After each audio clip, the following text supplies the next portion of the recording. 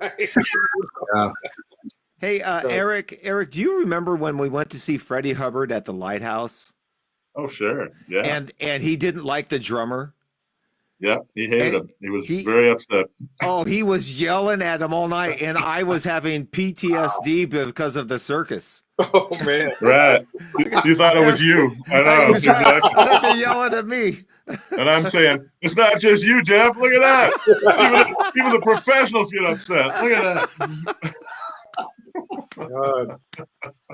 We've all been in those shoes. We've all been in those shoes. I mean, it's one of those things that it's a rite of passage, right?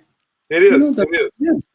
Yeah. The worst, like all the top 40 gigs that I've done, but the most daunting was Joe Farrell was definitely one. Was it Bud Shank Shorty Rogers gig that I had? Oh, that's I was just like how old were you, Raj? How old were you when that happened? I was old then. I remember my very first gig. My big solo was "You're Still a Young Man." That dee da da da. You know what? And I cracked the first note, and it set the tone for my whole career. Yeah. Yeah, da, da, da. God. Oh my God, man. It's and I got a question for you guys. Has anybody here ever literally been old school run out of the club? Like run off of a gig? Mm-mm. Okay, full disclosure. Just go on. What happened? I want to hear the story. Yeah. It's all about the learning. We're talking about the learning process. Well, there was a place here in Sacramento. It's called the Mahjong Club. A little hole in the wall place, one way in pretty much, and through the kitchen and out the back to get out. I was playing with some great heavy hitters. Jimmy Daniels on guitar, Jimmy Robinson on drums, Steve Gundy, Al Bent playing trombone, and badass guys, man, just killer guys. So this is when I was young, Tom. I wasn't old yet, but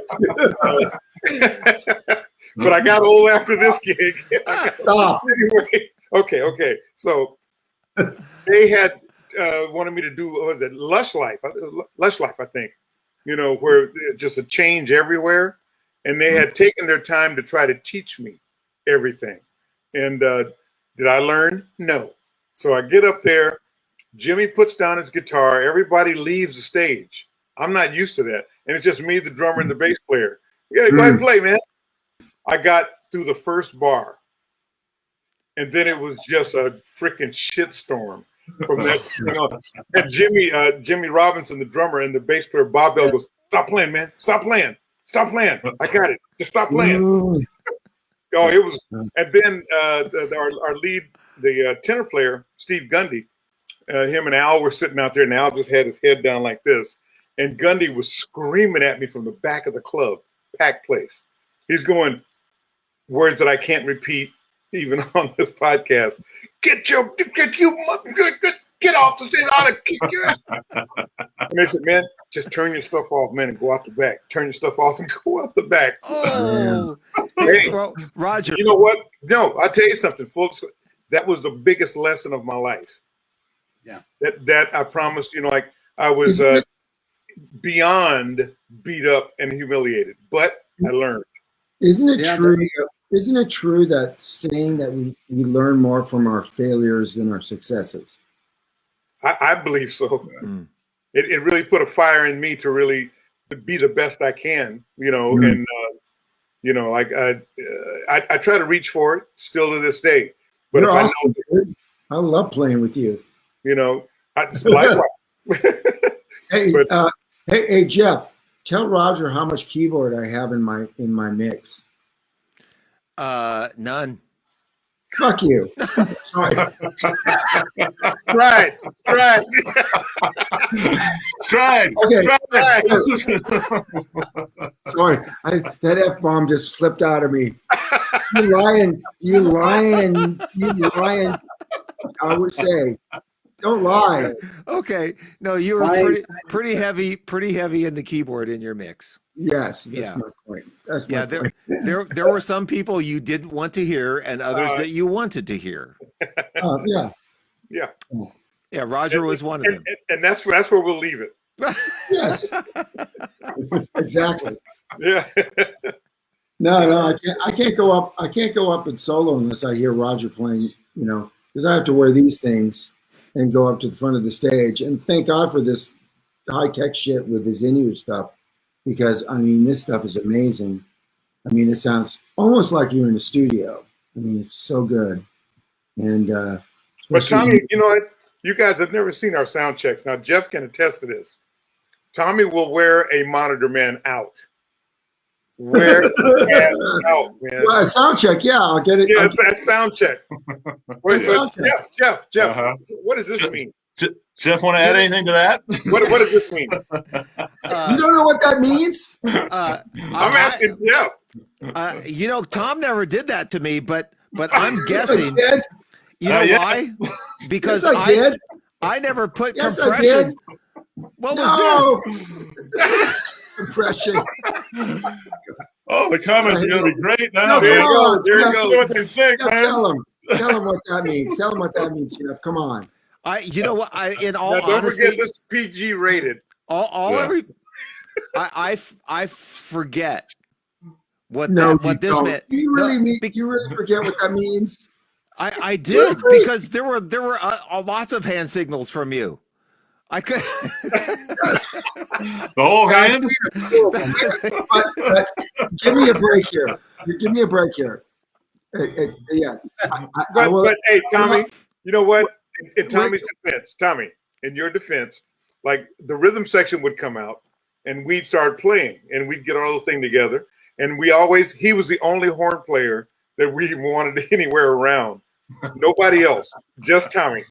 He could, so he could dime in with us. And is that true, Tommy? Well, I just wanted to go play with you guys. But is it true though? I mean, that way you could get your ears together. Yeah, getting Here's Tom's ears together was more critical than just about everybody else. Fuck yeah! No. Okay, so you guys are saying I'm super high maintenance. No, we're not saying that at all, really. Yes, you are. You're saying I'm super high maintenance. Really? I never knew that. But here's the thing is, do your effing job. There it is. Oh. Seriously. But seriously. I'm gonna open another bottle. Here's the thing. Okay, so John, Eric. I'll help you out here. Yeah, I we'll want to say hear the rhythm section. I have to play to the rhythm section. I got to hear those guys. That's the groove. Yeah, that's what I'm saying. See, I tried to come to your defense. See, I tried to. That's my point. That's the point Roger was trying to make. Right. Yeah. Which he didn't do very well. He was trying to make that point. Well, one of the things. Well, okay, so let me explain a little bit, Tom. Let me explain. And you got it clear. So when you would step out in front of the band, in front of the monitors, and get further away from where Dave was, the time would go weird. So there are certain things you needed to hear in your ears in order to keep the time. Yes. Okay. And so when you would step out in front of the band, I had to change your mix a little bit. Right. So and Eric could probably relate to this.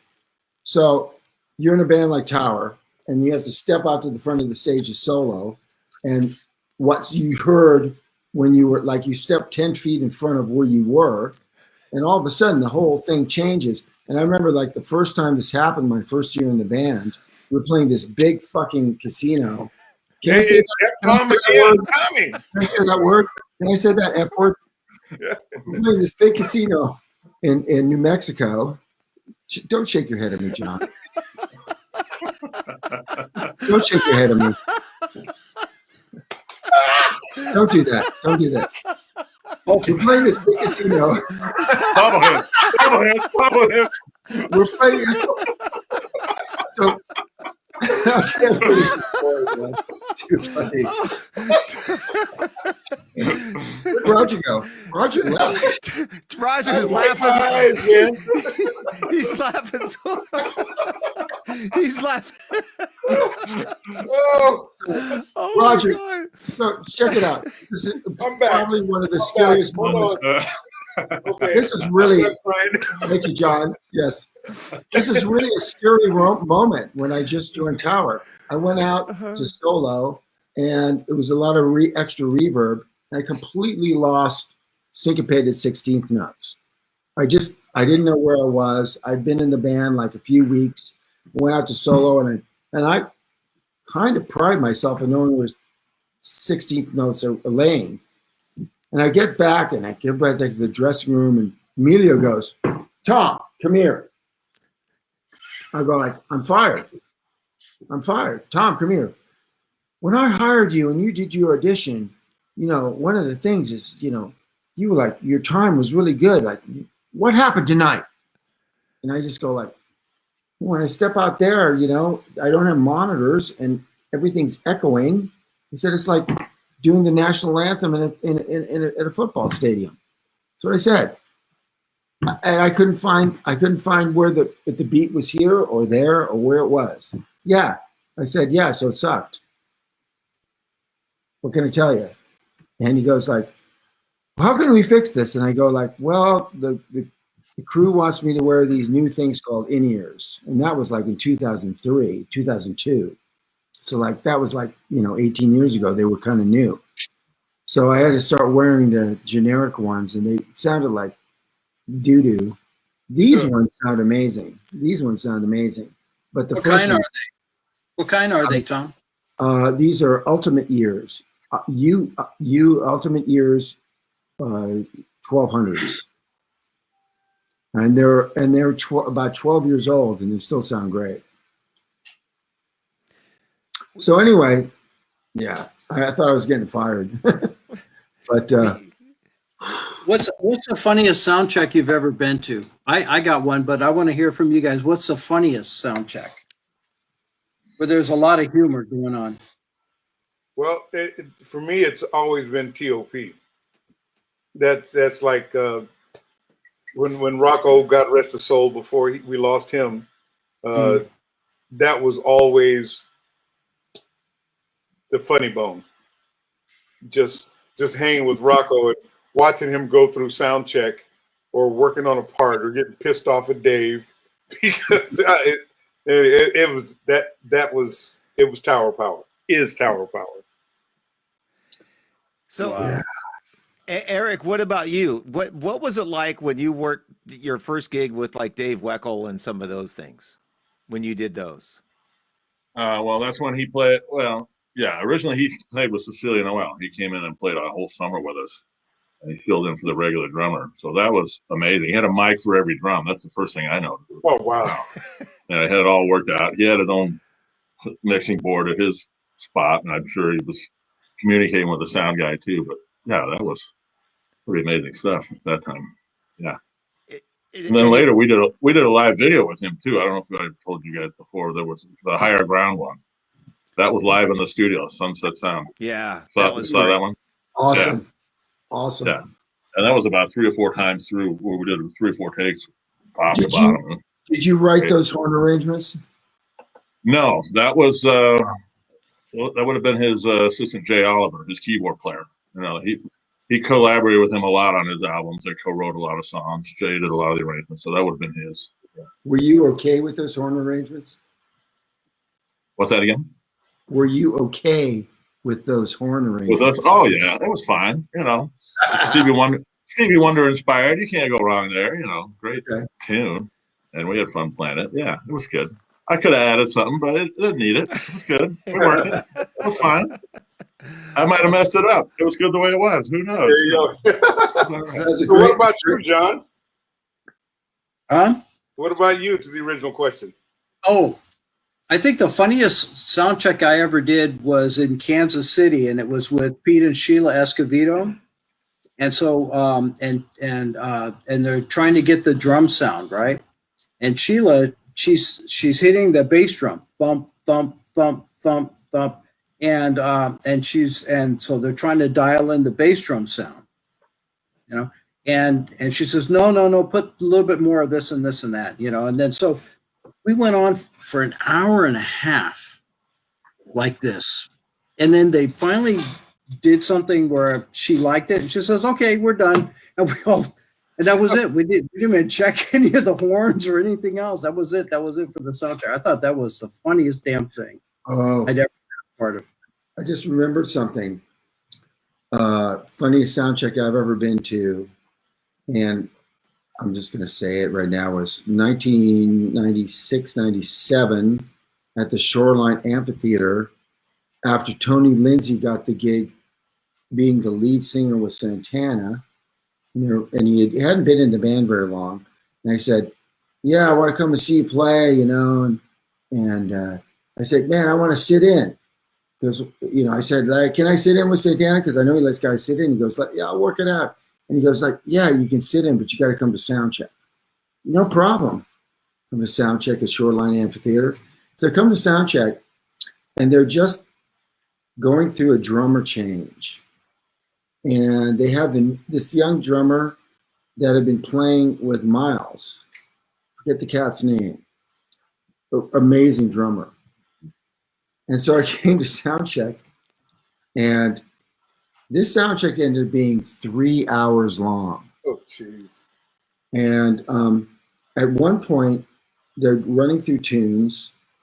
I mean, I sat around. I got my 3 minutes on the mic to see if I had monitor mix, whatever, sat in. Great, you sound fine, whatever. And actually, when I sat in, it was great. But so anyway, he's grilling the crap out of this drummer to the point where it was so weird because Carlos went and said, let me show you the groove. Oh, no. So I go, the drums. I go, like, I didn't know he was a drummer. So Carlos starts to, like, play the drums, like, to show this guy the groove. And it's not good. It's not good. It's like, what are you showing him? There's nothing, you're not, your drumming skills are like, you're not Chick Corea. You're not Michael Brecker. Both those guys can play drums. You can't play drums. I'm going like, this is unbelievable. This is embarrassing. This guy definitely wants this gig because, you know, Santana, and pay is amazing. The pay is amazing. And he's sitting here trying to be cool, watching this thing, trying to figure out what Carlos is trying to communicate to him about the groove. And it was really, I mean, I was like a fly on the wall going like, this is really awkward. And I'm watching everybody around the thing, and I'm going like, everybody's like kind of going like, this is like really uncomfortable stuff. That is the weirdest sound check I've ever been. I got to sit in, and it was great because he actually let me stretch out for at least a minute, maybe 90 seconds. I got to play like a longer solo, and that was pretty cool. But the sound check was really uncomfortable. Probably the weirdest sound check I've ever been to. Tommy, were you with us when James Brown, when we did the James Brown things in the?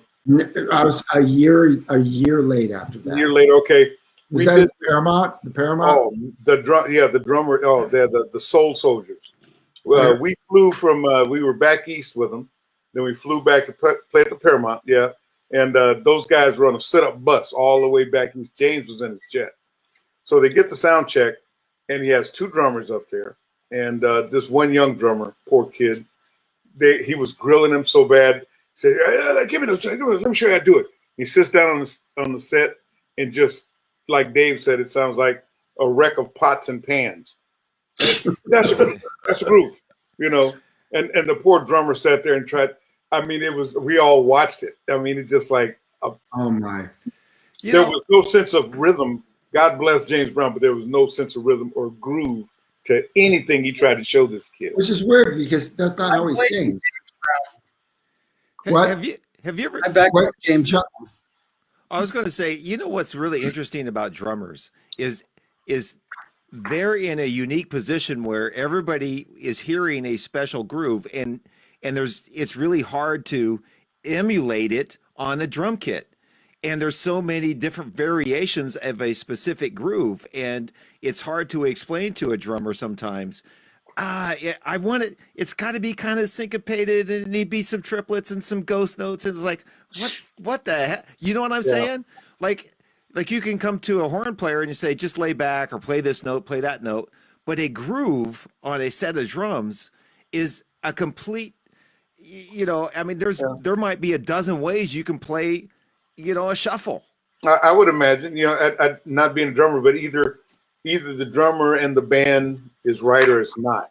There's no in between, unfortunately, with the drummer and whatever band there is. It's at least that's what I've noticed. It's the hot seat. Yeah, it is. That's why I quit. That's why I quit playing. Oh my God. Well, I remember talking to David Garibaldi, and maybe Roger, you've had this discussion with David too, about what's the most important person in a band, let's say just with Tower.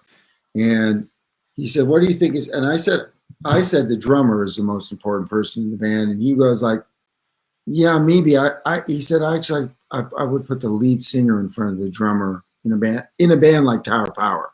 And I go like, wow. Now that's what here. That's what David said. And I go like, so that's either David being humble. Yeah. I said, I don't know if I totally agree with that. I definitely because don't. in a band with Tower Power, I think the drummer is more important than the lead singer. Yeah. Because we've had a lot more lead singers than we've had drummers. Well, as much as I yell at Dave when we're doing sound checks and during the show, Tommy will tell you I yell at Dave all night long. Oh yeah, yeah, he does. And Nina Mabele, yes, that was the birthday show, Nina. JB's birthday show, his 70th birthday. But it's hard because everybody has to play off the drums. I mean, how do you? Yeah. Well, speaking of drums, I want to go back to something Eric, when you played with Cecilia Noel, right? And you called me one time, and I drove down to hear Dave Weckl play with the band, and this is, I don't know if I should say this, but the band was a little like uncomfortable with him because his time was too steady. Could be, yeah. I remember you saying that it felt uncomfortable because a lot of drummers will float with and be a little more on top of a groove or something, especially with Cecilia because of the Latin influence. But he was so rock steady that it made it a little uncomfortable. Yeah, I don't seem to remember that. I may have said that. I may have said it at the time. I mean, that could have been. That's a while back, but. Sounds like a little obviously he wasn't a Latin percussionist, so I think that had something to do with it. We're playing a lot of Latin inspired stuff. I was going to ask you about that, Eric. Yeah. I was going to make that comment. I didn't. No. Yeah. It's okay. I mean, but he liked the music and he's a good listener and he could adapt to it. And he was doing Latin jazz and stuff on his things. And of course, Chick Corea, of course, he would have had that. So there would be no problem with him feeling that. It just was probably maybe with a percussionist, maybe with the rhythm section we had, maybe with the horns too. I don't remember it being a problem with the horns necessarily, but it was probably a groove thing like we're talking about. It's like, well, maybe the groove wasn't quite right. We're not used to this. Maybe, he's like a clock. But, Tristan Bowden, when he played with the band, he was like a clock too. The guy was a human metronome. I mean, it was like he would start the song. You would never need to start. He would always know the exact same tempo. So that could have been part of it too. Tris was always rocked in on that one spot, and Dave didn't know right away. Probably had to adjust. That would be true with anybody, but something like that, yeah. Wow, how nice, man, to be able to play with Dave Weckl. My God, that's so incredible. He's such a cool guy. I mean, I've heard stories where maybe he hasn't been, but he probably had a few bad sound checks too. Well, just probably I've heard stories about Tommy before. Yeah, I was just going to say I have a Dave Weckl story. So after we played at Jazz Alley about 2 years ago, he's coming in and he's playing with Mike Stern, and it was Randy Brecker Dave Weckles playing drums. And I went, I stayed to hear them. And after the show, and it wasn't that, it was a Monday night or Tuesday night, and it was only like 2/3 full. And that's kind of pissed me off because it's like, that's your place should be packed for those guys. And so I came up to Dave Weckl afterwards and introduced myself and say, I'm Tom Politzer and play tower and whatever. And I had a nice like 20-minute conversation with Dave. And I probably shouldn't say this, but things that I'd heard about Dave based on my interaction with him were not true. He was a complete gentleman, really nice. I mean, I think people change as they get older. Maybe, I don't know. He played great. I really loved his playing. It was a nice hang. And so I was really, and he also said, the coolest thing he said, he goes like, if Dave Garibaldi ever needs a sub in tower, please throw my name in the hat. Because that would be, I would love to like, if I could ever like do like 2 or 3 gigs with you guys, that would be. And that's the same thing Dennis Chambers said after he did. Yeah, right. And so Dennis did what, like 4 gigs with us? He did a bunch, and I'll never forget. Okay, I'm going to use some language, but not bad. Dennis, we were doing a gig in Cancun or somewhere. And, right, that's the first gig he did with us. But yeah, and Dennis looked over. He looked over at me, and goes, "Hey, I can't play that Garibaldi shit." Just what he said. True story, man. There's an excellent YouTube of us playing in Vancouver with Dennis Chambers. Oh, at that casino? Yeah, yeah. What a great guy. Yeah. What a great, humble man. Just a chill man. Yeah, he's so chill, and he's so inspiring on stage, and he just is so committed when he plays. He just he's so there. Hey, wow. I want to ask you guys. I want to ask you guys something because we're talking about drummers and everything and playing and grooves, but what about, because Chick just passed and we were talking about Joe Farrell, and what were some moments when you went out to hear live music or when you were listening to jazz, and what did you like about? I remember sitting in a club and listening to a band, and somebody takes a solo, and you're listening, and as you're listening to the soloist, he takes you somewhere, and the crowd gets into it. And back in those days when there were lots of bands and jazz playing, like down here, Dante's and was it Carmelo's? Was that a place? Yeah. And the Baked Potato and those places, and you would go and you would hear bands and you hear jazz and you'd get into the solos, and it was an experience. What was any of your experiences sitting? What was the best one hearing live music and getting that experience? You know what I'm talking about? What I'm looking for? I think for me it was like Art Blakey's band. Mm-hmm. Art Blakey or maybe McCoy Tyner. Remember when he did his Atlantis album? Mm-hmm. He did that at Keystone Corner, and I was there for one of the nights, And I got to tell you, that band was burning. It was absolutely. I was there too. It was just unbelievable. It's amazing. You say McCoy Tyner.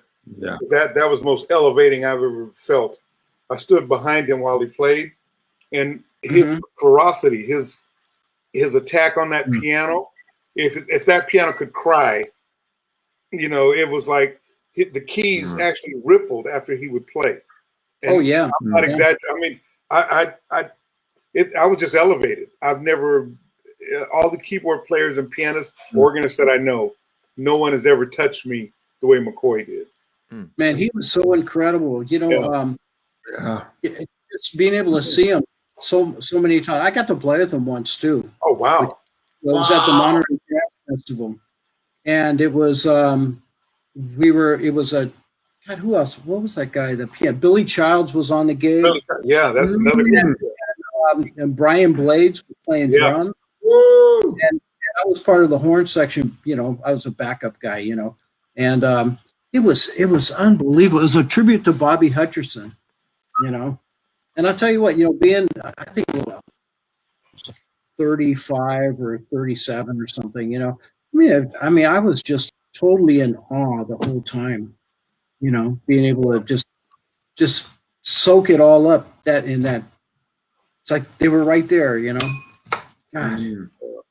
Oh my Yeah, God. you guys remember the band Seawind? Do you remember Oh Seawind, yeah, right? Yeah. I saw them in clubs, Dante's Baked Potato here in LA, Mhm. and it was like that was the tightest band I ever heard in my life. It was like Yeah. the arrangements, pocket, everything. It was like, Was wow. was it And you Abe want on it, bass? Was it Abe on bass? well, it was Kenny Wilde played bass. Yeah, that's right. Yeah. His original bass player. Yeah. Okay. Yeah. And those guys were so locked in. It was like one of the most amazing things I ever heard. Mhm. But the one other thing that I went to, I love fusion, and I went to see Billy Cobham play. This was at a mid-sized theater, and I went by myself. I don't know, couldn't get anybody else to go, whatever it was, and I go up to the box office and say, I just want one ticket.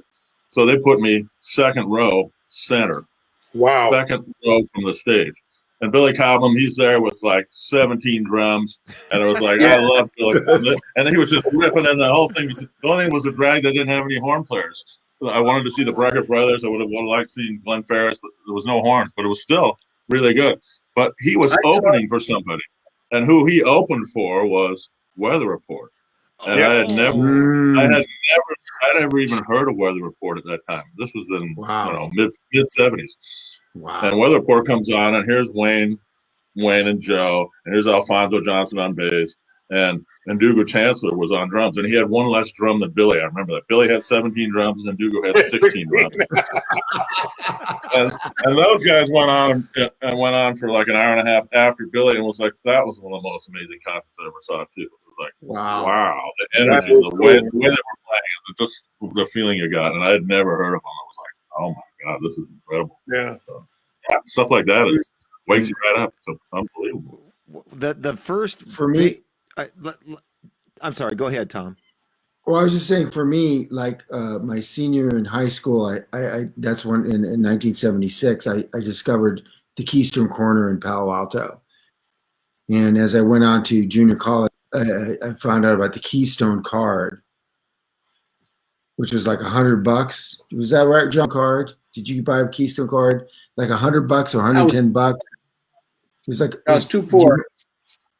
Well, I had a steady job at the golf course.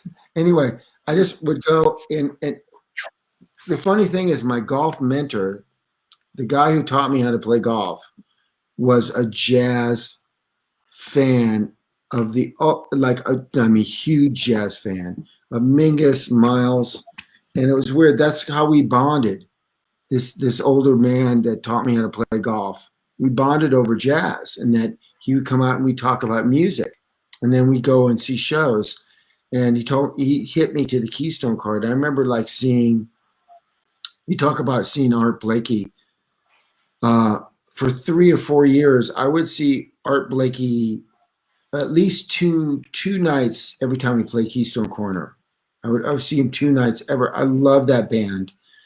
Dexter Gordon. Oh, I actually saw Dexter like 4 nights in a row on my Keystone card. I just kept buying them. That's what I would buy.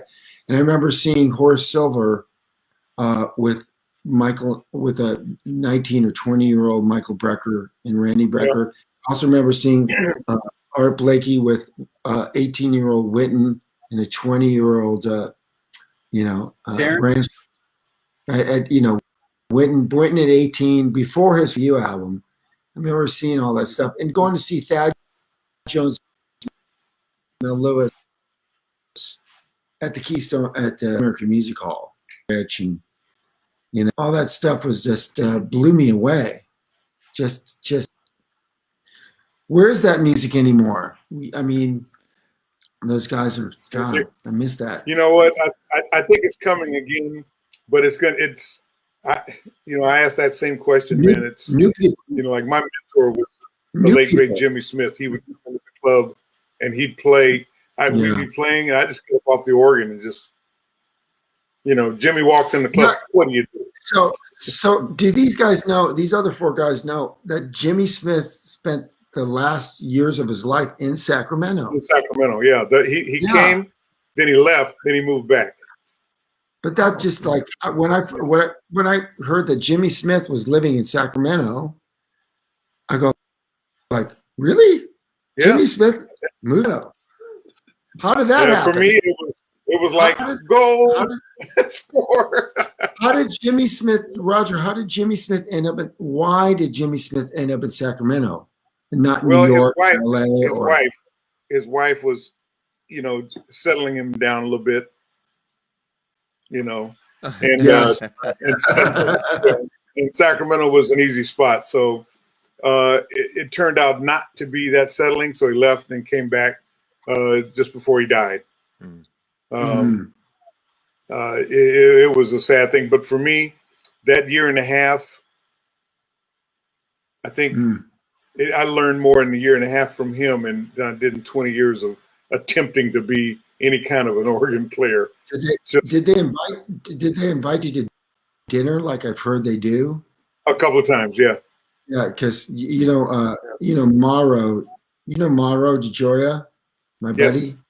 So Mauro studied with. He's a saxophone player, but he studied with Jimmy, and he has all sorts of Jimmy Smith stories about him running errands for Jimmy, being over at the house for dinner, and pretty incredible stuff. Yeah, Jimmy was one of the greatest. Yeah, it was a trip, man. But despite all who he was as a person, he's playing. Yeah. Oh, that you can't. Jimmy Smith, unbelievable. Nothing else to be said. You transcribe. You listen to his solos and transcribe them. It's just unbelievable. Because we've got horn players here, I'm going to jump in. I have some great. First story though, I want to tell you. I met Herbie Hancock. I was doing sound at this piano player at this little backyard party in Hollywood, and Herbie Hancock was standing over there, and I went, "Oh shit! I cannot not introduce myself to Herbie Hancock." Most of the time down here in LA, Eric knows you just stay away from everybody. But this is Herbie Hancock. So I walked up and said, Mr. Hancock, I just want to tell you one of the first concerts I saw was when you did the Man-Child album, and you opened the show with Rick there, and he starts doing the groove with me, and he goes, yeah, Rick there, Rick there, Guitar Watson. He goes, yeah, and all of a sudden he was singing the guitar part, and we were having fun. And it was just, I said thank you, and I shared the story and talked with him for a second, but he was a really gracious guy. Yeah. But I want to say one of the coolest shows I ever went to was Phil Woods and Tom Harrell at Yoshi's. And those guys would stretch, and the band would just take it everywhere. And then, a couple hours later, after you've done all these turns, they come back and they were right back in on one. I'm like, what the hell? It was so cool. Tom Harrell changed my life, man. Listen to him play. I remember seeing him at the Oakland. I think it was like 1972, and he was playing with a band called Madeline and Company. And here's this guy. He walks up. He's this tall, skinny dude. He's got this page boy haircut, right? He's playing a Constellation trumpet and a Giardinelli mouthpiece, and he starts playing. And he gets the most mellowest sound out of that trumpet. And I swear to God, man, up to that point, I was listening to Don Ellis, Maynard Ferguson, all these guys, right?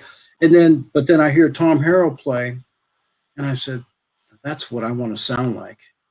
I've been working hard. I worked hard for years trying to sound. I've never been able to sound like that. But the thing is he's such a beautiful trumpet player. Absolutely beautiful, boy. Every note is poet. It's like poetry, Wow. So are you, man. Yeah.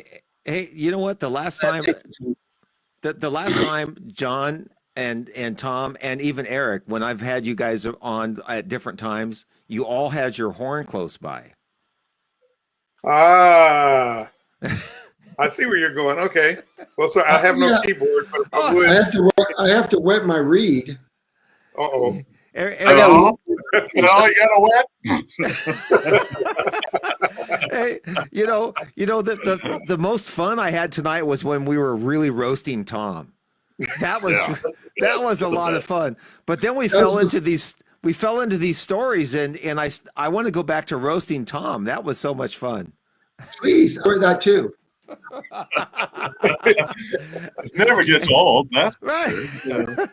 Sure. Hey, And Eric, do you have your horn close? I do not, and I can't. I don't want to wake the neighbors, man. It's going to be bad. It's going to be really bad. Yeah.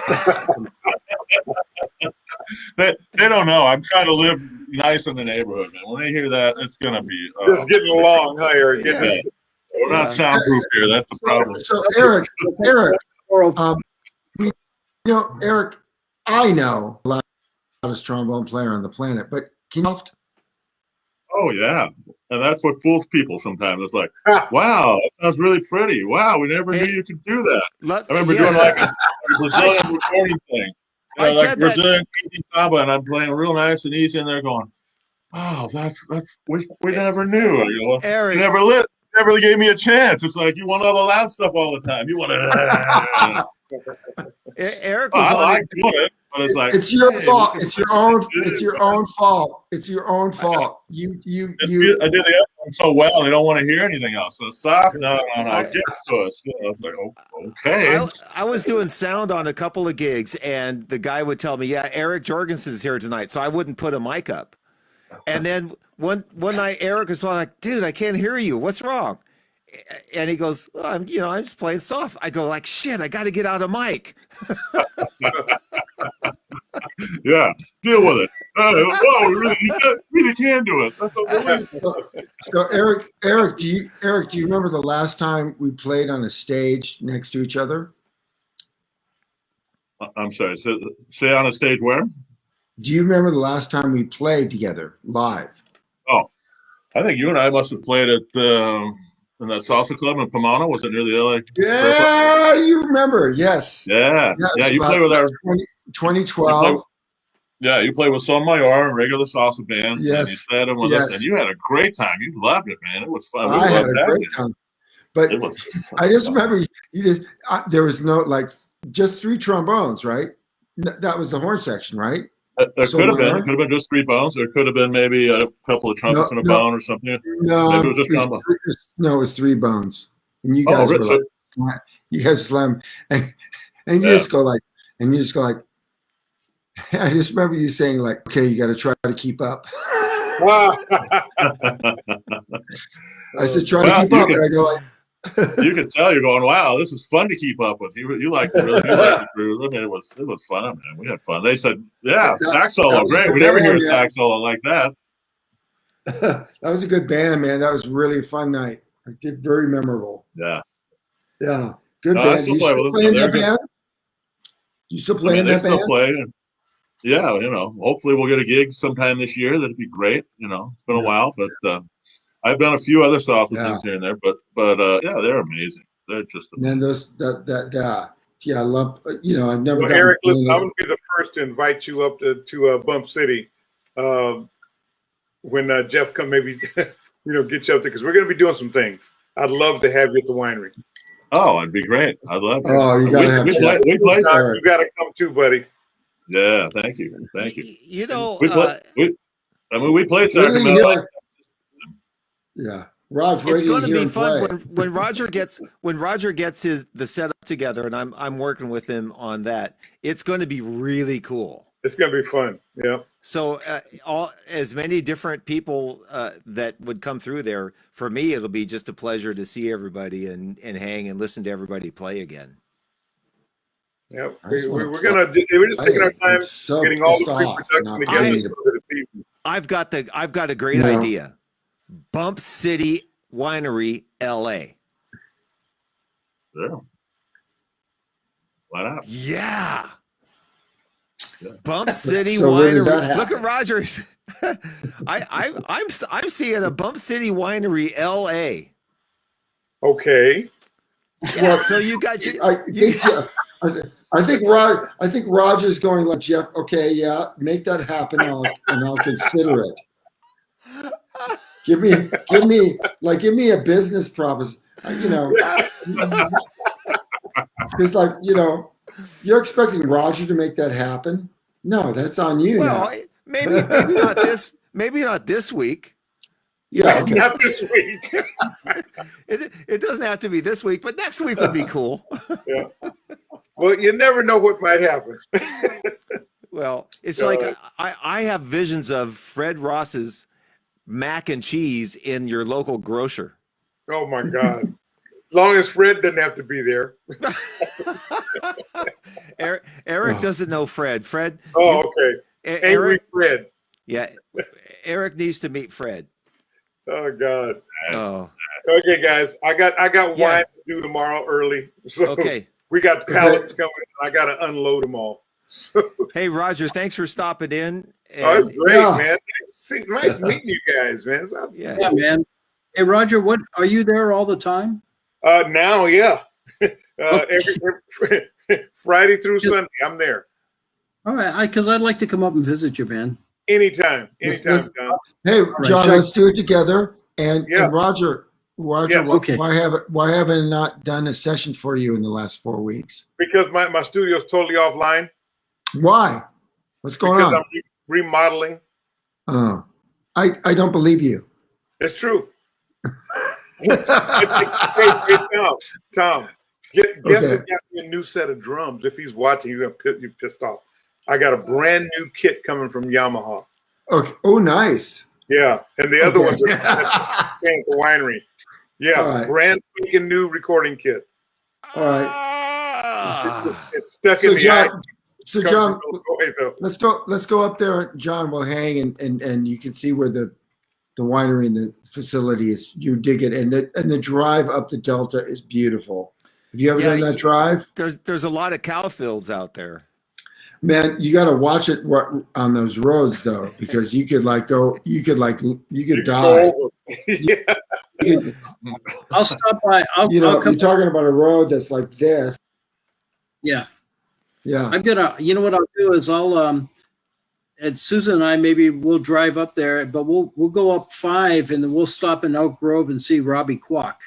Oh, Robbie, that's Yeah. my bud. Yeah. Robbie. Yeah, he's a friend of mine. Yeah, Roger knows Robbie. Yeah. Yeah. Robbie's done gigs with us, and he's been out at Bump City hanging. Yeah. I call him Yeah. Quackosaurus. Quackosaurus. How's he doing? Such a stroke. How's he feeling? Have you talked to him? He's doing great. He's doing great. I wrote a tune in his honor called Quackosaurus Rex. Oh man, Man, that's great. Yeah, yeah. He's such a great. I've known him since like 1977, maybe 78. We played in a band led by a guy named Jim Gardner. Jim And, Gardner. Yeah. Yeah, the piano player. Uh-huh. Yeah, piano. And he's a sound guy now. Yeah, Jim Gardner. Yeah, we played in a band with him. Bill Ortiz was in the band. Louis Fasman. Yeah, that was a long time ago. But yeah, that's where I met Robbie. Robbie Quack. Wow.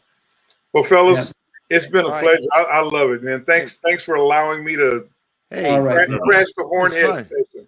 all right. Roger, Thanks, thanks for joining us.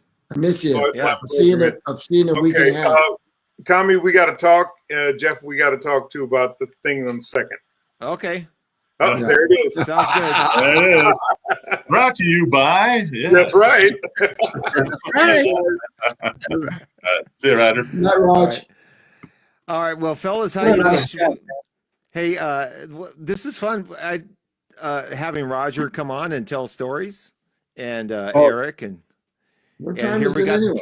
it's going on 10 o'clock. I got to go to the grocery store. Okay. Yeah, I got to get off, man. But thank you, Jeff and Tom, and thanks for inviting me to come up. Yeah, Great seeing you and guys. Eric. Yeah. So we the four of us haven't really talked together forever. I mean, I would talk to each of you, but not the four of us. Oh, do you see that? Kathy Joy says we don't care. Yeah, I don't care. They do. Yeah. We don't care much about that kind of shit. Yeah. Man, I want to hear the three of you guys together again playing. Yeah, That would be fun. I would dig that. we are a force to be reckoned with as a group. Yes. I mean, Oh, yeah. it's not about our individual playing; it's about our synergy as spiritual beings. Yeah. Are you getting all heavy on us now? That's pretty deep. That's pretty deep, Tom. I gotta put my shirt for this. Hey, Oh no! hey, listen, you get me and John and Eric, you get us to Tommy's, and then get us to the recording session. Forget about it. I've got to, maybe. Hey, Eric, maybe Tom and John should have a drive to LA. I think Hey, I'll they come. should. Hey, listen, Yeah. in COVID, I would love to come to LA. I would love to come to LA, but it's COVID. Jeff, do I have a place to stay? Yeah, I've got plenty of room in my house. It's a 3-bedroom house, and I'll come down and visit, and then Eric, we can go have Tommy's, and yeah. John could bring Susan down. I love visiting LA. Yeah. Oh, come on now. So, I love visiting. I love visiting LA. I love visiting LA. Yeah. Tom, I don't eat anymore though. I can't eat Tommy's. You What can't did you eat say, Tommy's? Well, I'd have to do intravenous Pepsi to AC, if I did that. Seriously? Really? Oh, no, I can't do it, man. Hey, man. Eric, Eric, like less than 2 years ago, we were at Tommy's in Hollywood, right? Having was that that's like 2 years ago? God, chili cheese. Oh, it tasted great. It was great. I think I had 2, right? Didn't I do at least 2? I didn't do my. Yeah, I was fine the next day. It was good. I mean, yes, it's unhealthy. It is really unhealthy. But if I'm being healthy all the time, I can handle it fine. Yeah. And it's really pleasurable. You can die happy. I tried to talk Mackenzie into going to Tommy's, and she looked at me and said, "Are you kidding?" She's never tried it. No, she doesn't want to eat fast food hamburgers. Don't push it on her. Let her be that way. That's a smart move. She's smart. She's smart. No, she's smart. She's smart. Just give her a spoonful of the chili. Just say, "Here, taste this," like a little baby. Here, taste this. She'll go, wow, that's pretty flavorful. I kind of like that. Would you like it on some fries? Would you like it on a hot dog? Would you like? I can't. I just had my Medicare birthday, man. I want to be here for at least another 10, 15, 20 years. I know what will happen if I start eating that stuff again. Yeah. But you can eat it like once a year and not shorten your life. Why would I want to eat when I mean, come on. It's about the hang. It's about the haste. It's about the hang and the taste. Okay. Eric, talk to him. Eric, talk to John. I mean, it's what it is. John already knows. It's like you get that in your hand, you put it in your mouth. It's like heaven on earth. It's like, oh yeah, this is tasty. You used to tell me, come on, man, put it in the mail. I don't care how old it is. If it's a day or two old, put it in the package and mail it to me. And didn't I do that? I might have done that, man. And you liked it. You said, this is great. I love it. Jesus Christ, I just turned 65. I want to live another 20. 65? Yeah, right. Yeah. John, you're great to prove it. Oh, man. Oh, John's, you're the old guy in this group. He's the old guy. Yeah, exactly. That's right. Mm-hmm. Oh. Apparently he's proving it for. Yeah, that's for sure. Well, I have to say I wouldn't eat Tommy's either. It would wreck my stomach. I couldn't do it. Bro, you don't do it every day. You do it once a year. Once a year is fine. That's great, man. Maybe twice a year. That's all you need. That's all I do. I used to eat it a whole lot. But now I don't need it that much. But boy, when you have it, it's like, oh yes. tasty. So tasty, man. That isn't like this, but it's like this. You know, Hey, Eric. Yeah. Me and you, I'm coming down in the next 2 months. You're going to Tommy's. Oh, we're going. That's it. Yeah. And you know, those okay, two other guys, listen. those two other guys, me and you. I'll come Yeah. along and I'll come along and film the episode. Yeah. And you know what? Okay. That's got to be done. We'll probably start jamming in the parking lot, and then you're gonna want to get that too, man. Yes. Oh, man. Yes. That could be great. You know, one of the best bumper stickers I ever saw was "Eat right, exercise, die anyway." So you might as well be tasty on your way out, man. You know. Oh my God. all right. Well, That's look, gonna I be got like, my steamed vegetables right now, so I got to take off. But Oh, it's you okay, so John. nice- it's so You nice got it. being and John, hanging let's with you. talk. Let's talk and go up to Rogers and play. We're going to do some, because we have to, because we don't know when we're actually going to get to play gigs. And Rogers got a great setup to do some live shit, and we can monetize it. So Okay, sounds Cool. good to me. and have fun and have fucking fun. Tom, Like get to play John, and enjoy each other and play music and like what we love to do. I mean, my whole thing is like playing live. That's what I love to do. Play live. John, Circus march in there, What? the circus march. Wait. or Okay. we play Herb Alpert's Rise. Oh, right. Da, da, da. Hey, John, thank you for jumping in on this today. Oh, thank you. Yeah, man. Thank you. Yeah. Yeah. John. It's so Good to see you. Okay, we'll let you go. I love the Okay. thing. I love the hang. Friday night hang. There you go. Okay, I There's shut him Eric. off. Shut you off. Okay, God, Eric- now it's just Eric, the you three look- of us. But Eric, you look fucking great, man. You look really good. Wow. You feeling Easy, good? Tom. Thank Look you. good. You too, Tom. You guys all You look sound great. good. Are you feeling good? Feeling really good. I great, mean, man. are we Wonderful. both about the same amount of overweightness at this point in our lives?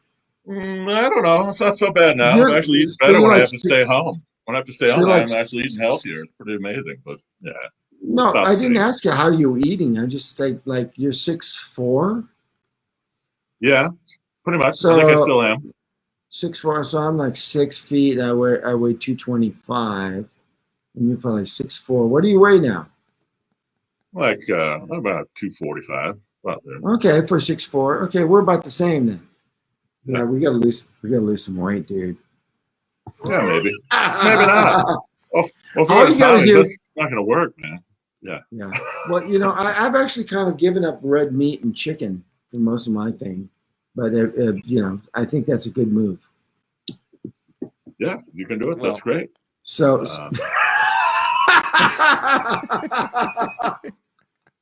Hard I to got that. lose. I got that. I heard the subtext.